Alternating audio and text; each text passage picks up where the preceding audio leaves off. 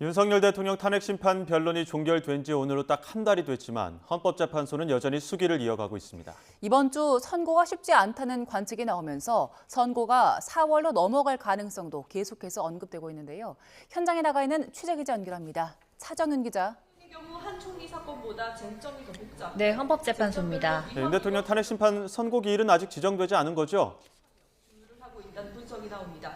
네, 지난달 25일 윤 대통령 탄핵 심판 최종 변론이 끝났고 오늘로 꼭 한 달이 됐습니다. 헌재는 오늘도 재판관 평의를 이어가며 윤 대통령 탄핵 심판 심리를 진행하고 있습니다. 윤 대통령 탄핵 심판은 당초 이번 주 목요일이나 금요일쯤 선고될 가능성이 점쳐졌는데 선고는 이번 주를 넘겨 4월로 넘어갈 가능성이 제기됩니다. 통상 헌재는 매월 마지막 주 목요일에 헌법소원, 위헌 법률심판 등 일반 사건에 대한 정기 선고를 진행해 왔는데요.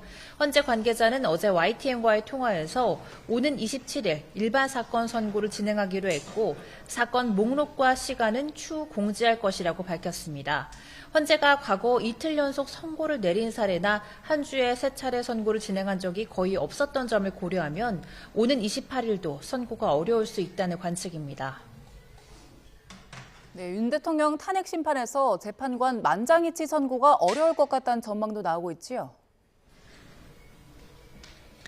네, 그동안 법조계에서는 헌재가 결론에 대한 불복을 방지하고 사회적 혼란을 최소화하기 위해 윤 대통령 사건에서도 의견을 통일할 것이라는 전망이 나왔습니다. 하지만 어제 나온 한덕수 국무총리 탄핵 심판 선고를 살펴보면 윤 대통령 탄핵 심판도 만장일치 결론이 쉽지 않아 보인다는 분석입니다. 앞서 한 총리 사건 선고에서 재판관 8명은 기각 5명, 인용 1명, 각하 2명으로 의견이 갈렸습니다. 윤 대통령 사건은 한 총리 사건보다 쟁점이 더 복잡한 만큼 사안을 바라보는 시각차가 뚜렷한 재판관들의 의견을 하나로 모으기가 쉽지 않을 거란 관측입니다. 이 때문에 헌재가 평의를 거듭하며 수기를 이어가는 것도 쟁점별로 부딪히는 사실관계와 각각의 판단을 정리하기 위해서라는 분석도 나옵니다.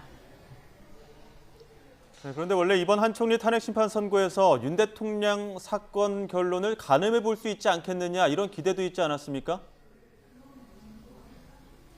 네, 두 사건이 일부 쟁점을 공유하는 부분이 있는 만큼 12.3 계엄에 대한 위헌 위법성 판단의 단서도 나올 것이라는 전망이 나왔었는데요.